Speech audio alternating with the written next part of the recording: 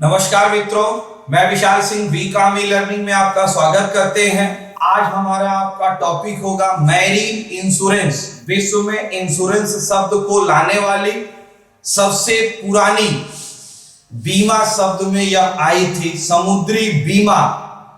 समुद्री बीमा मुझे बताना होगा पहले, विश्व में 75% transport of the business in seas, विश्व में सबसे ज्यादा एक दूसरे को माल एक्सपोर्ट इंपोर्ट करने में जो ट्रांसपोर्ट सर्विस प्रोवाइड करती है वो सी समुद्र के माध्यम से ही होती है।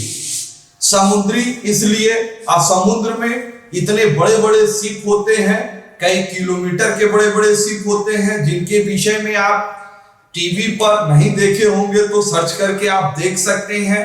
नेट पे सर्च करिए कि ये एक बार में हजारों लाखों टन माल एक साथ ले आते हैं और ले जाते हैं। एक पूरे राष्ट्र की पूरी डिमांड को सप्लाई के रूप में यह पूर्ति कर देते हैं। यह कार्गो विमान पूरे विश्व में ट्रांसपोर्ट सर्विस में सबसे बड़ी संस्था के रूप में, लेकिन समुद्र में चलने के नाते इनकी रिस्क भी बहुत ज्यादा रहती है। उस रिस्क को कवर करने के लिए मैरीन इंश्योरेंस समुद्री बीमा शब्द आई। उसमें जोखिम को कम करना, एक पार्टी दूसरे को माल दे रही है, फिर उसकी जो रिस्क बनती है, जिस शिप कंपनी जिस जहाज का है उसका रिस्क बनता है, उसके रेंट किराए की रिस्क बनती है। इन रिस्क को हम इन इंश्योरेंस के माध्यम से पूरा करेंगे, डिटेल्स बताएंगे। सबसे पहले समुद्री बीमा के अंतर्गत आपकी सीज तूफान आती है, समुद्री लुटेरे आते हैं, जहाज की डूब जाती है, भाड़े के रूप में प्रॉब्लम आती है, यदि लदे माल की सिक्योरिटी सुरक्षा होती है या अनदर कोई लॉस होता है, उस लॉस की पूर्ति की जाती है। Feature of the marine insurance, सबसे first insurance had been to party. ये तो आप जानते ही, इसको मैंने कई बार बताया। इंश्योरेंस में इंश्योरर और इंश्योर्ड दो पार्टी होना अनिवार्य है। एक बीमा करेगा, एक बीमा देने वाली कंपनी होगी। सब्जेक्ट मैटर, क्या स्थिति होगी, किस चीज के लिए होगा। अब यहाँ मैरीन इंश्योरेंस मींस एक ही इंश्योरेंस में सारी चीजें आ जाएंगे, ऐसा नहीं है। अभी मैं आपको बताऊंगा टाइप्स ऑफ इंश्योरेंस। इंश्योरेंस लेते समय मैरीन इंश्योरेंस में आपको बताना पड़ेगा कि कौन सी फैसिलिटीज का आप इंश्योरेंस ले रहे हो, यह स्पष्ट होना चाहिए।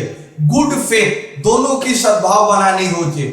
Marine insurance contempt by indemnity insurance company, इस पर आत्मविश्वास किस पर होता है? इंश्योरेंस कंपनी पर। Marine insurance ship product, ship rent is it law of the rules, यह एक कानूनी प्रक्रिया के अंतर्गत आते। Scope of the marine insurance या type of the marine insurance, कितने प्रकार का आप इंश्योरेंस ले सकते हैं।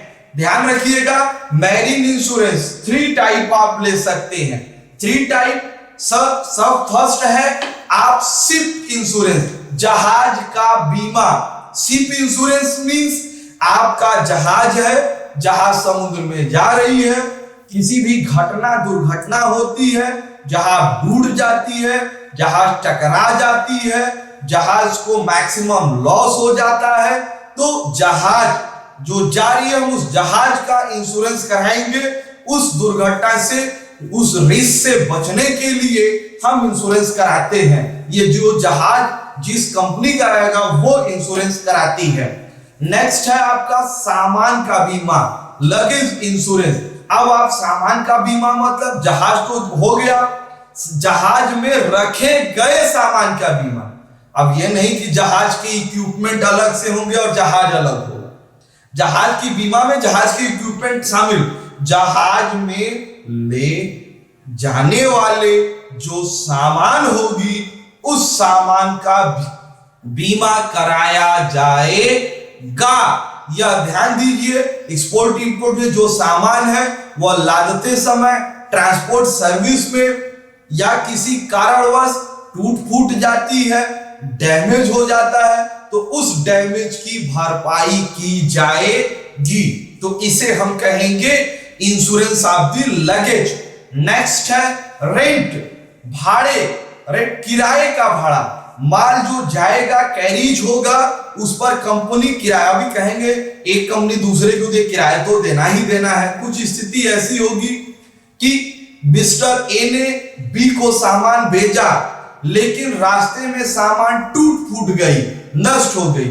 अब बी के पास जब पहुंचा तो बी ने कहा आपने मेरा सामान गलत ढंग से लाया है, सामान लाने में टूट गया, अब मैं ये क्यों लूं, मैं लेने से इनकार करता हूं, आप ले जाइए उनको वापस कर। अब तो भाड़ा आपका डूब गया, पार्टी भाड़ा आपको नहीं देगी, बी ने तो आपको किराया दिया नहीं, आपका पैसा पूरी तरह से डूब गया। इस रिस्क से बचने के लिए आप अपने भाड़े का बीमा कर सकते हैं। यह चैप्टर में मैंने आपको मैरीन इंश्योरेंस बताया। अब इसके अंतर्गत आप मेरे जीआईसी के कुछ इंपॉर्टेंट टॉपिक हैं जिसके विषय में मैंने पीछे आपको बताई है, जैसे कि fire insurance, social welfare insurance, mortgage insurance. Link में जाकर के उनको डिटेल्स आप देख सकते हैं। अब हम आपको बताएंगे अदर इंश्योरेंस। अब आप अदर इंश्योरेंस के अंतर्गत सबसे इंपॉर्टेंट है जिसके विषय में आप 2 व्हीलर 4 व्हीलर अपने घर व्हीकल्स रखते हैं, उस व्हीकल्स का आप इंश्योरेंस करा सकते हैं। कई कंपनियां हैं जो आपको इंश्योरेंस की फैसिलिटी देती है।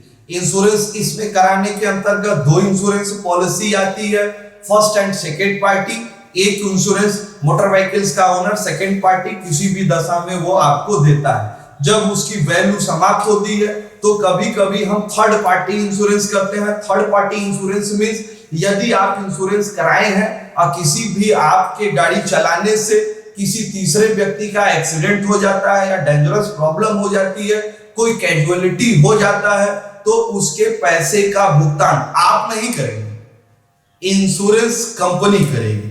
ए बी सी 3 पार्टी आ गए, एक तो इंश्योरेंस कंपनी, बी ने इंश्योरेंस लिया लेकिन तीसरा व्यक्ति उसमें कैजुअलिटी हो गई, तो तीसरे व्यक्ति के पैसे का भुगतान ए इंश्योरेंस कंपनी देगी। इसे हम क्या कहेंगे? Third party insurance. नेक्स्ट है आपका कैटिल इंश्योरेंस।